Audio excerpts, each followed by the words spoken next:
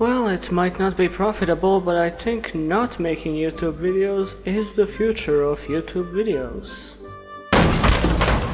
I am here to kick ass and get my shape snatched, and my shape was snatched. Oh hi, the source of all my misery. Gotta say, very progressive of you to join a metrosexual biker gang. You absolute donkey. This is no measly biker outfit, but the uniform of the Cyberdark Impacts, a new age activist group dedicated to constructing many houses and schools for the purpose of educating a single solitary small man by the name of Bilberry. I'm sorry, what? Make a Cyberdark video.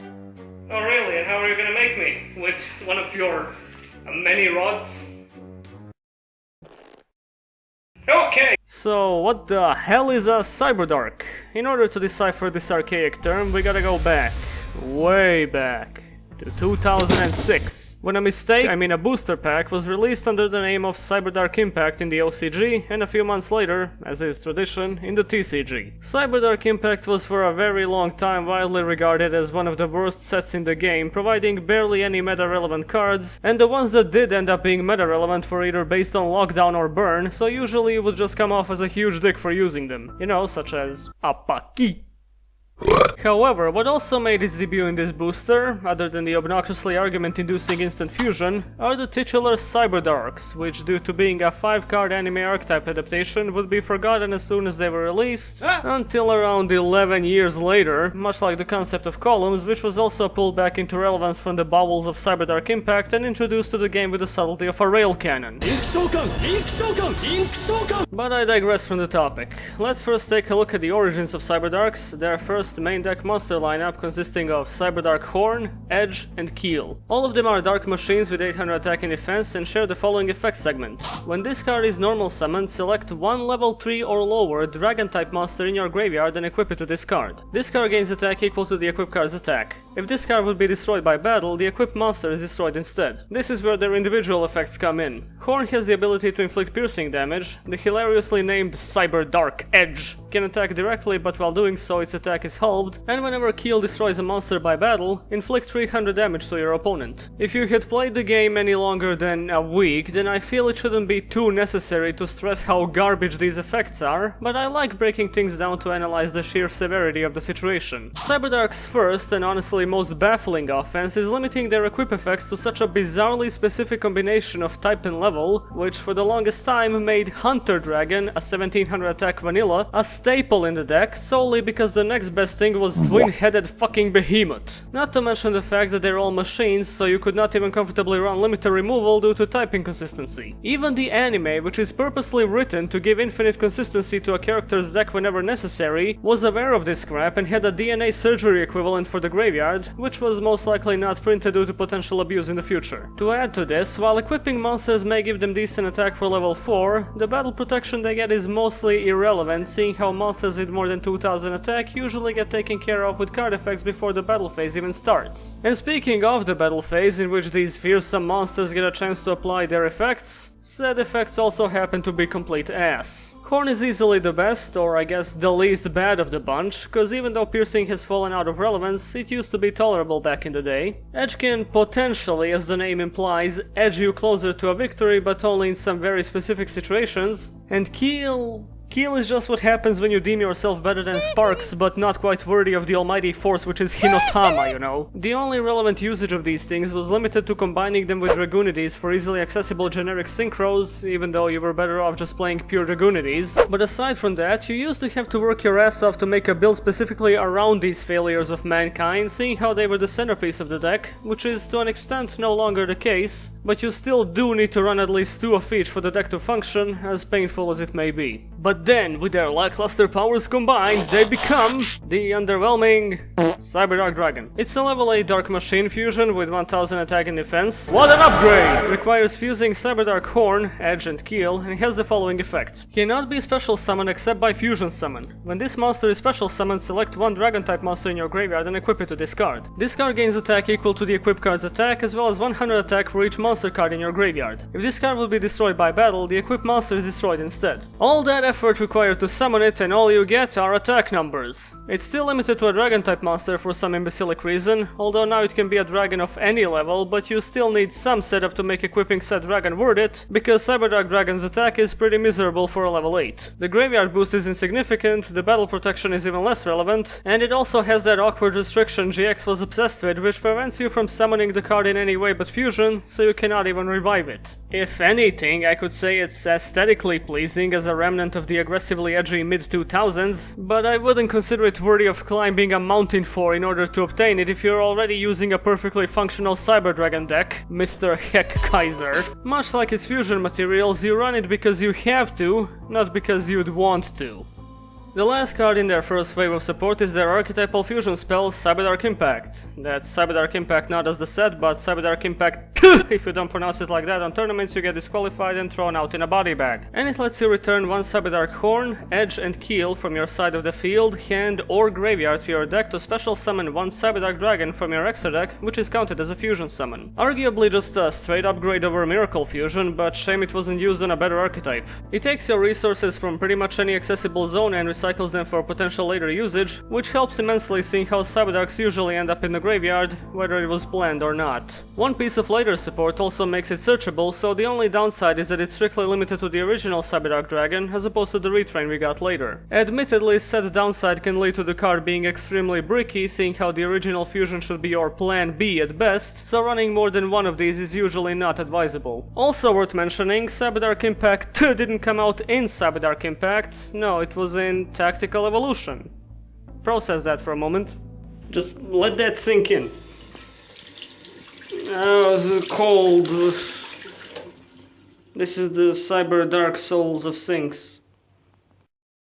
After 11 years of not receiving any direct attention, Cyberdarks finally got some actual support, much to the pleasure of all three of their fans. Saber Cannon is a level 3 Dark Dragon type monster with 1600 attack and 800 defense and has the following effects. If this card is sent to the graveyard while equipped to a monster, you can draw one card. You can only use each of these effects of Cyberdark Cannon once per turn. You can discard this card, add one Cyberdark Machine monster from your deck to your hand. If a monster this card is equipped to battles during damage calculation, you can send one monster from your deck to the graveyard. You can really notice the desperation to fix so many of the archetype's problems in this single card, and we haven't even talked about the rest of the new support. First of all, this thing is not a dragon, but I appreciate giving it some synergy with Cyberdark's bizarre equip effects, as forced as it may feel. Its discard effect means you'll pretty much have instant access to a 2400 attack Cyberdark monster, seeing how you can just dump, search, summon and equip, and while the foolish burial effect is limited to the battle phase, it allows for the splashing of some additional engines into your Cyberdarks, such as Shadows, which happen to have graveyard effects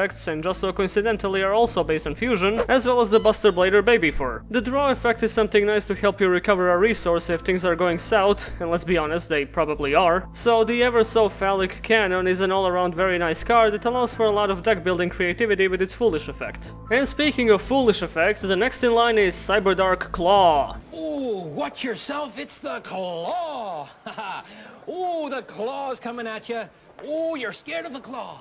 You're scared of the claw. Same type, same stats, and a somewhat similar effect. If this card is sent to the graveyard while equipped to a monster, you can target one Cyberdark monster in your graveyard, add it to your hand. You can only use one of each of these effects of Cyberdark Claw once per turn. You can discard this card, add one Cyberdark spell trap card from your deck to your hand. If a monster this card is equipped to battles during damage calculation, you can send one monster from your extra deck to the graveyard. The equip floating effect is mediocre, there's really not much to it other than simple recovery, but the fact that you can search both Cyberdark Impact and their new field spell with the discard effect is lovely, giving a whole lot more consistency to a deck that struggled with bricky hands, and enabling you to leave out terraforming in favor of other cards. But the real meat of this effect is obviously the extra deck dump. Some ideal targets include the following: 5-headed dragon for the 5000 attack boost on the fusion, shooting Quasar Dragon which you can equip to the fusion and float into shooting Star Dragon when it leaves the field, Elder Entity Natus to literally just pop a card, number 71 Lesbian Shark to place a 7th one on the top of your deck, Naturia Beast Embarkion so that you can use Miracle Synchro Fusion to go into Exterior, any invoked monster so that you can go into Elysium with Invocation. The possibilities are fairly limited but offer a decent amount of variety for some interesting plays. Much like Cannon, this is definitely a 3-off, especially considering the fact that its extra deck effect makes it one of the very few Cyberdark OTK enablers. One confusing part of the effect is that it allegedly searches traps, of which Cyberdarks have none of, but if Necros of Clausulus is anything to go by, Schrodinger's traps are very much a thing some archetypes are susceptible to.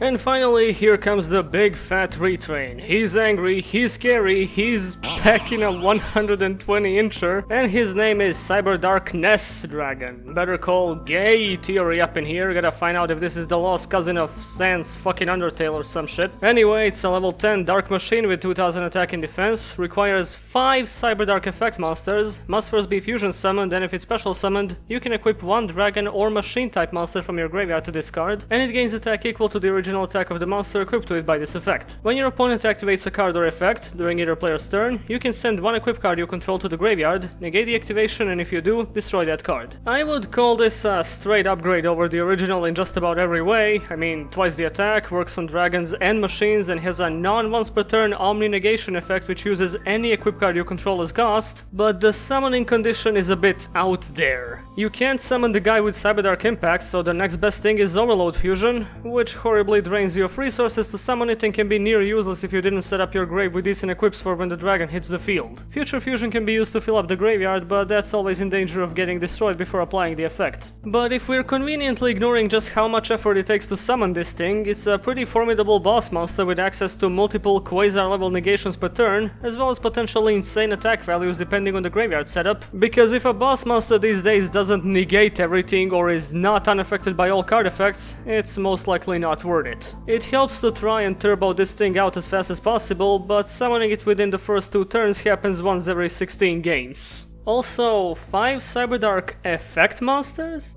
I'm sorry, did I miss out on all the Cyberdark vanillas? What's going on here? The most I could deduce is that it prevents you from using magical hats to put Cyberdark spells on the field and using them as monsters for fusion, but the thing is, in the OCG, Cyberdark monsters and Cyberdark spells are 2 different archetypes because the monsters aren't named Cyberdark, but Cyberdark, with a space. The next card, the final Cyberdark card is Cyberdark Inferno, the field spell. Because of course it's a fucking field spell, everyone needs one, hell they made a spell for field spells. And as one would expect from a field spell supporting an 11-year-old set of cards, it's noticeably bloated. Your opponent cannot target Cyberdark effect monsters, well there it is again, you control equipped with equip cards with card effects, and also they cannot be destroyed by your opponent's card effects. You can target 1 Cyberdark monster you control, return it to the hand, then immediately after this effect resolves, you can normal summon 1 Cyberdark monster. You can only use this effect of Cyberdark Inferno once per turn. If this card in its owner's control is destroyed by an opponent's card effect, you can add 1 polymerization spell or fusion spell from your deck to your hand. As opposed to the amazing BES field spell, god I can't believe I just unironically said those words out loud. Cyberdark Inferno has 3 effects with good ideas going for them, but with some honestly unnecessary downsides. The protection effect is great, but it only works on monsters with equips, which can be a hindrance. The bounce back and normal summon effect can be used to refresh a Cyberdark monster without an equip or trigger the floating effects of Claw and Cannon, but in the end all you're doing is normal summoning a Cyberdark monster. My grandma can do that and she's dead. And the last effect, for some unexplainable goddamn reason, only goes off when the opponent destroys the card, so you can't exactly rely on consistent fusion spell searching. As far as archetypal field spells go, it could be worse. It's not Bug Matrix or anything like that, but it's certainly no BEFZ loss. You'd think after something as varied as the abilities of Claw and Cannon, you'd see a field spell that truly fixes the remainder of the archetype's problems, but not only does Inferno not do that, it also feels like it was made by different people from the ones that clearly had an understanding of why the archetype was barely playable in the first place. So let's get the boring part over with quickly.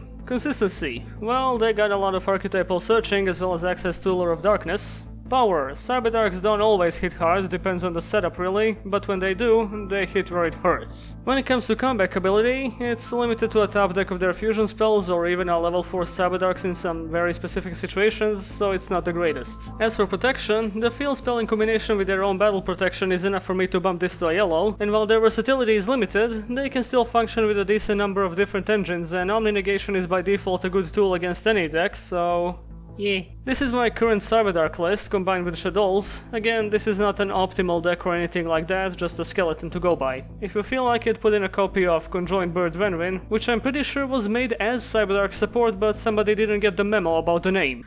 I'm a sucker for equip-based archetypes, hence why Vylons are some of my favorites, but it never feels like they get anywhere in terms of competitive viability unless it's some degenerate loop. On the other hand, I actually don't like Cyberdarks very much, primarily due to their clunky playstyle which simply screams GX from the bottom of its decaying core. I do like the rusty, corrupted aesthetic of their artwork a lot, and I appreciate the effort they put in to give them some kind of playability in the modern game while staying true to their initial idea. It's just the problem that the initial idea was very dumb. And you cannot fix what was made broken, you can just rebuild it from the ground up if you want it to be functional. As it stands right now, Cyberdarks are most likely to remain an archetype fit for experimentation with various equip shenanigans, and I couldn't tell you which ones, because we'd remain here for just a tad too long.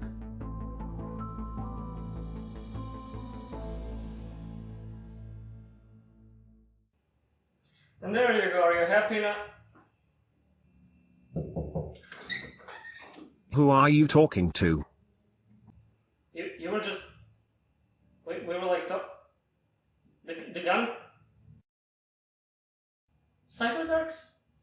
For the love of rods, first you throw Iron Wolf off a bridge, then you steal buckets of paint from the kindergarten in order to eat it, and now you're here talking to yourself. Those Gen X victories have really gone to your head.